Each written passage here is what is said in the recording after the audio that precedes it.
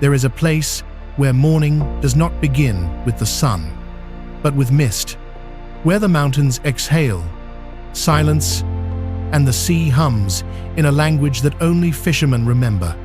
A land born between two eternities, one of fire and one of water. This is Japan.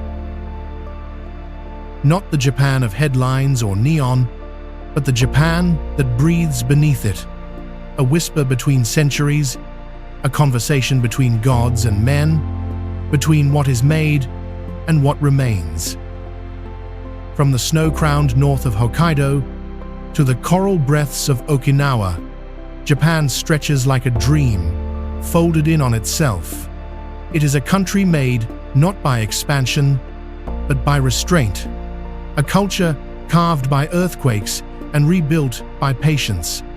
An archipelago stitched together by volcanoes, washed each morning by the Pacific, and lulled to sleep each night by the Sea of Japan. Here, the seasons are not weather, they are stories. Spring writes in petals, summer paints in sound, autumn burns in silence, and winter speaks only in light. Cherry blossoms fall like promises. Cicadas scream like prayers, and somewhere between the two, the Japanese spirit takes shape. The first people to walk these islands came thousands of years ago, the Jomon. They lived not to conquer the earth, but to listen to it. Their pottery bears the fingerprints of rain. Their homes face the sea, as if waiting for something divine to return. Then came the Yayoi, bringing rice and rhythm. Villages grew beside rivers, and the sound of water became the pulse of a nation. In time, clans rose and fell. Emperors were crowned beneath the same moon that once guided fishermen home.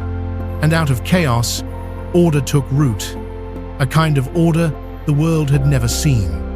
A way of life not obsessed with victory, but with balance.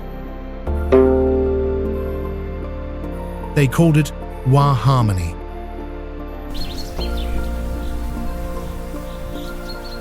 In Japan, even the wind has manners.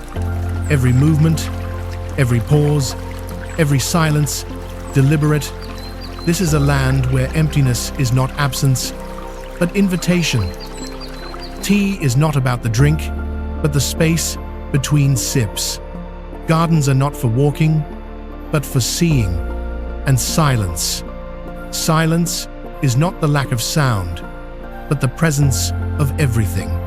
To understand Japan, you must learn to listen to what is not said.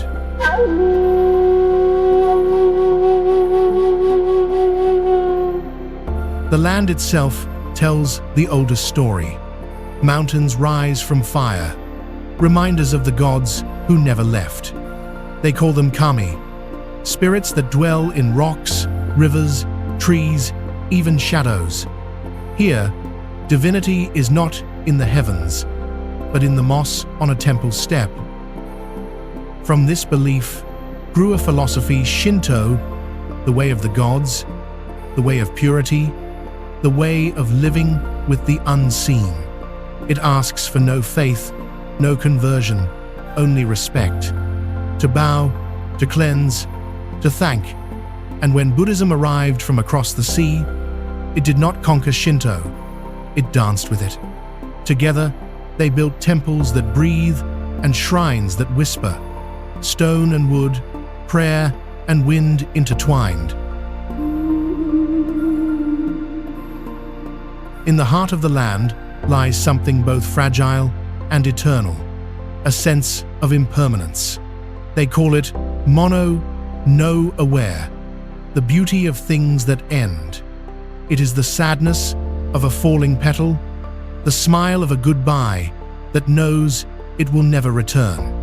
It is not sorrow, it is clarity, a gentle acceptance that nothing lasts, and that this, somehow, is what makes life beautiful. That is why the Japanese build temples to burn, why they rebuild them again, not as replicas, but as renewals. Every 20 years, in Ise, the great shrine is taken apart and built anew, identical yet different, as if to say, perfection lies not in permanence, but in the rhythm of rebirth. This rhythm moves through everything, from the way farmers plant rice in perfect lines to the way calligraphers let ink breathe between strokes. It is a discipline that is not rigid, but graceful, a way of finding freedom in form and eternity in the transient. In the villages, mornings begin not with alarms, but with the call of crows and the sweep of a broom. Temples ring bells that ripple across valleys. Children walk narrow paths under the arms of cedar trees that have stood longer than empires. In the cities, time hums differently, a choreography of steel and silence. Trains arrive to the second. Crowds move like a single tide.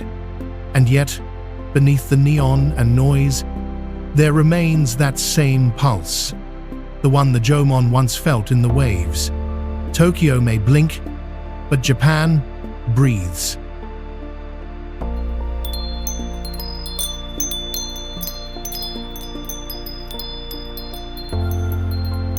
Here, the future and the past do not compete.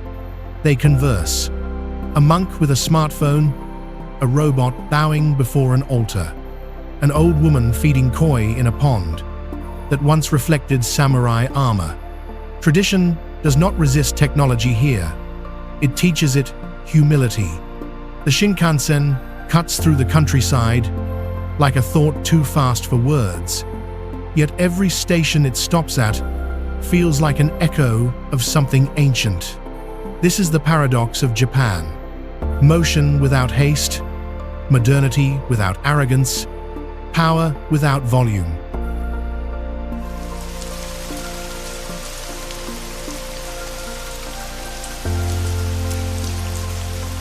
And in the rain, everything shines. Umbrellas bloom like flowers, and reflections turn streets into rivers of light. People move quietly, as if the weather is part of a ceremony, because in some way, it is. Here, even rain has etiquette. Every drop reminds the people of what their ancestors already knew, that life is most alive in its smallest gestures.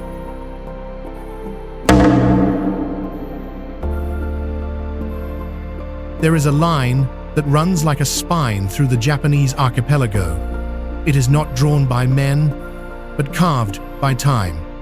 A chain of peaks, each breathing clouds, each whispering prayers older than words.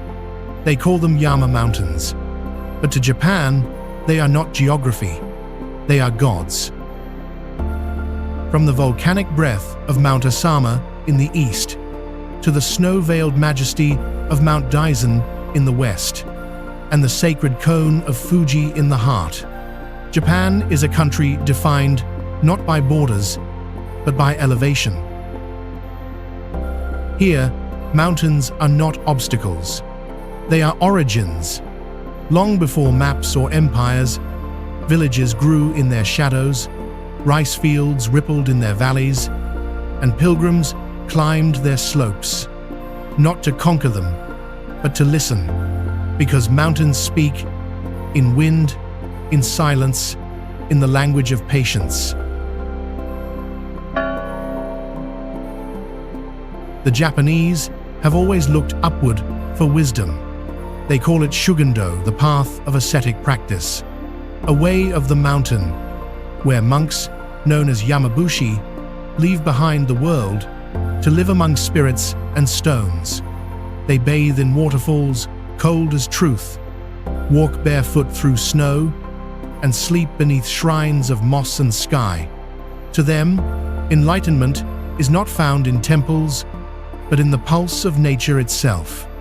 Every rock a sermon, every stream a scripture.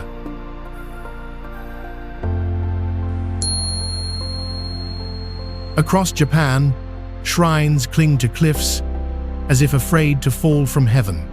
One of them, Nagire-do, in Totori, hangs literally on the edge of the impossible. Built into the side of Mount Mitoku over 1,000 years ago, its wooden pillars pierce the rock like prayers in midair. No one knows exactly how it was built.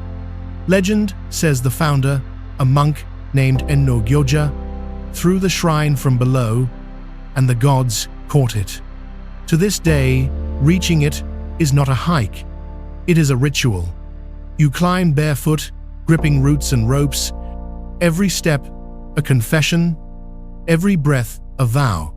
At the top, the world disappears. Only wind, wood, and your heartbeat remain. At dawn, Fuji blushes pink, then gold, then white again, a daily rebirth, a silent sermon in color. Pilgrims climb it not for glory, but for gratitude.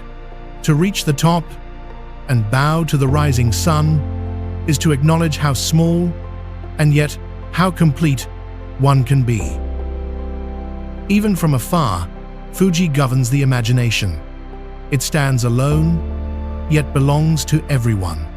A mountain, yes, but also an idea that perfection is not achieved by addition, but by surrender.